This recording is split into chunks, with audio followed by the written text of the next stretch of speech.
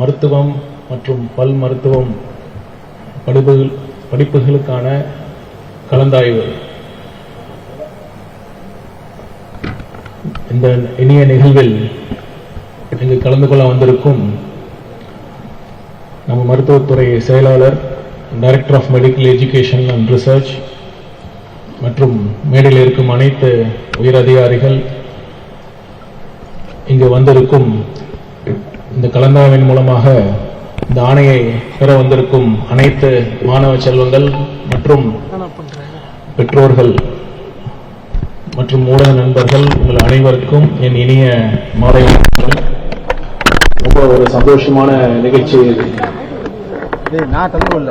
ஒரு குடும்பத்தில் நம்மளுடைய மகள் கஷ்டப்பட்டு 12 வருஷம் படிச்சு இந்த கடினமான இந்த நீட் தேர்வை கிளியர் பண்ணி இன்னைக்கு இந்த கலந்தாய்வின் மூலமாக ஒரு MBBS மற்றும் BDS இந்த படிப்புகளுக்கான இந்த ஆணையை பெறும்பொழுது இந்த கிடைக்கிற சந்தோஷம் நம்ம மருத்துவத்துறை செயலாளர் சொல்வதை போல ஒவ்வொரு குடும்பத்திலையும் ஒரு மிக மிக ஒரு மகிழ்ச்சியான தருணம். நானும் உங்களை மாதிரி தான், எப்படி மருத்துவத்துறை செயலாளரும் ஒரு மருத்துவரோ அதே போல இன்றைக்கு இந்த மருத்துவத்துறை அமைச்சராக இருக்கிற நானும் ஒரு மருத்துவராக தான் இருக்கிறேன். நானும் என்னுடைய 12ஆம் வகுப்பு முடிந்த பிறகு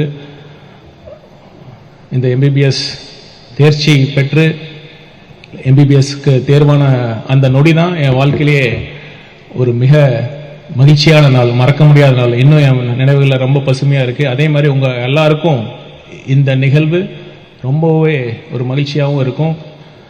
என்னன்னா, இது நமக்கு கிடைச்சிருக்க ஒரு பெரிய வாய்ப்பு. உங்களுக்கு எல்லாத்துக்குமே நல்லா தெரியும் எத்தனை மாணவர்கள் 12ஆம் வகுப்பு படிக்கிறாங்க, அதில் எத்தனை பேர் இந்த மேக்ஸ், பயாலஜி, ஃபிசிக்ஸ், கெமிஸ்ட்ரி இந்த குரூப் எடுத்து மருத்துவ படிப்புக்காக போட்டி போடுறாங்கன்னு நம்ம எல்லாத்துக்குமே தெரியும். அந்தளவுக்கு ஒரு கடினமான ஒரு எக்ஸாம். அதில் இந்த எக்ஸாமில் கிளியர் பண்ணவங்க அனைவருக்கும் முதல்ல நீங்கள் எல்லாத்துக்குமே ஒரு மிகப்பெரிய பாராட்டுதல்களை தெரிவிச்சுக்கணும். அந்த போட்டித் தேர்வு என்பது நம்மளோட ஐக்கியூ மட்டும் சம்பந்தப்பட்டதில்லை. நம்ம எந்த அளவுக்கு நம்மளுக்கு ஹார்ட் ஒர்க் பண்ணுறோம், எந்த அளவுக்கு நம்மளுடைய புத்திசாலித்தனத்தை பயன்படுத்துகிறோம், அதை தாண்டி நம்மளோட மன வலிமையும் இந்த மாதிரி போட்டித் தேர்வுகள்லாம் நம்ம டெஸ்ட் பண்ணுது. என்னதான் நல்லா படித்தாலும், நம்ம என்னதான் நமக்கு ஹார்ட் ஒர்க் பண்ணாலும், மன வலிமை இல்லைன்னா, அந்த கான்ஃபிடன்ஸ் இல்லைன்னா, அந்த கடைசி நேரத்தில் அந்த எக்ஸாமை ஃபேஸ் பண்ணுறதுக்கு அந்த துணிவு இல்லாமல் நிறைய மாணவர்கள் அந்த தேர்வு நேரத்தில் பதட்டத்தில் அவங்க முழு பொட்டன்ஷியலை வெளிக்கொண்டு வர முடியாமல் ஒரு சூழல்லாம் இருந்திருக்கு. அதெல்லாம் தாண்டி நீங்கள் வந்திருக்கீங்க. உங்கள் அனைவருக்கும் மனமார்ந்த பாராட்டுக்கள். இதில் என்ன இந்த நிகழ்வு சிறப்புனா, நம்மளுடைய TVK அரசு அமைஞ்சு முதல் கலந்தாய்வு, அதன் சார்பாகவும் TVK அரசின் சார்பாகவும் நம்ம முதலமைச்சர் அவர்களின் சார்பாகவும் மீண்டும் ஒரு முறை உங்களுக்கு எல்லாத்துக்கும் வாழ்த்துக்களை நான் சொல்லிக்கிறேன். இந்த கவுன்சிலிங்கில் இன்னைக்கு ஆன்லைன் மூலமாக பொது பிரிவில் நம்ம கவுன்சிலிங் நடக்குது. ஆஃப்லைனில் இந்த மாதிரி நேராக பார்த்தீங்கன்னா உள் ஒதுக்கீடு 7.5% உள் ஒதுக்கீடில் இருக்கிற இடங்கள் மற்றும் அந்த சிறப்பு பிரிவினர், விளையாட்டு பிரிவு, எக்ஸ் சர்வீஸ்மென், அப்புறம் உடல் ஊனமுற்றோர் அந்த பிரிவில் இன்னைக்கு நேரில் நம்ம கலந்தாய்வு பண்ணியிருக்கோம். இது பார்த்தீங்கன்னா விளையாட்டு பிரிவில் மொத்தம் 15 இடங்கள் நம்ம இன்னைக்கு கலந்தாய்வின் மூலமாக இன்னைக்கு படிப்பு ஆணைகளை நம்ம கொடுக்குறோம். அதில் 13 MBBS மற்றும் 2 பல் மருத்துவம், அதாவது மாதிரி ஓய்வு பெற்ற ராணுவ வீரர்கள், எக்ஸ் சர்வீஸ்மென், அதில் பார்த்தீங்கன்னா 10 MBBS கோர்ஸும் 1 பல் மருத்துவ கோர்ஸுக்கான ஆணைகளும் நம்ம கொடுத்துருக்கோம். உடல் ஊனமுற்றோர் பிரிவில் பார்த்தீங்கன்னா மொத்தம் 224 இடங்களுக்கு நம்ம விண்ணப்பித்த மாணவர்களுடைய எண்ணிக்கையே 108 தான் இருக்கு. ஸோ அந்த 108 மாணவர்களுக்கும் மாணவிகளுக்கும் நம்ம இன்னைக்கு அட்மிஷன் ஆர்டர் நம்ம கொடுக்குறோம். மொத்தம் பார்த்தீங்கன்னா 614 இடங்களை இன்னைக்கு நம்ம கலந்தாய்வின் மூலமாக ஃபில் பண்ணுறோம். இல்லை நம்ம மெரிட் லிஸ்ட் தரவு மெரிட் லிஸ்ட் ரிலீஸ் பண்ணுறப்ப நம்ம சொன்னோம் 641 இடங்கள் இருக்கு இந்த 7.5% நம்ம சொல்லியிருக்கோம். ஆனால் இன்னைக்கு அதில் பார்த்தீங்கன்னா 614 இடங்கள் தான் நம்ம ஃபில் பண்ணுறோம். அதுக்கு என்ன காரணம்னா, ஒரு புதிய மருத்துவக் கல்லூரி மற்றும் 5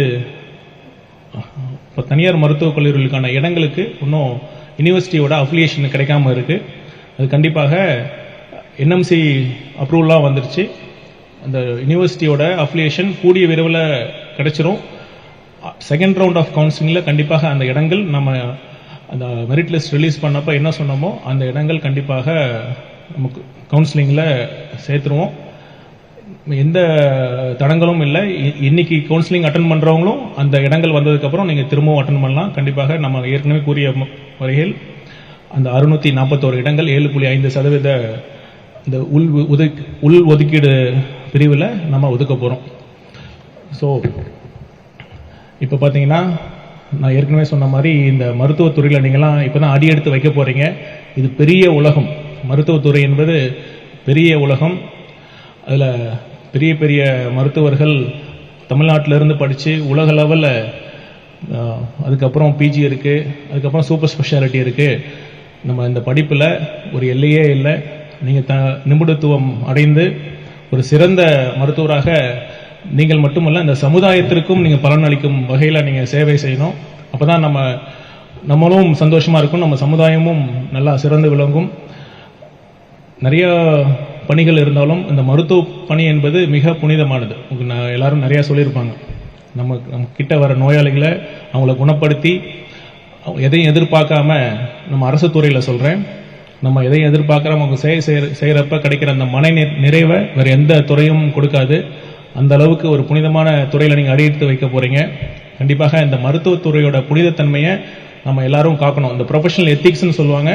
அந்த ப்ரொஃபஷனல் எத்திக்ஸை நம்ம மறக்காமல் ஒரு சிறந்த டாக்டராக நீங்கள் வரணும்னு நம்ம அரசின் சார்பாகவும் முதலமைச்சர் அவர்களின் சார்பாகவும் என் சார்பாகவும் இந்த மருத்துவத்துறையின் சார்பாகவும் வாழ்த்துக்களை கூறி நன்றி கூறி விடைபெறுகிறேன். நன்றி, வணக்கம்.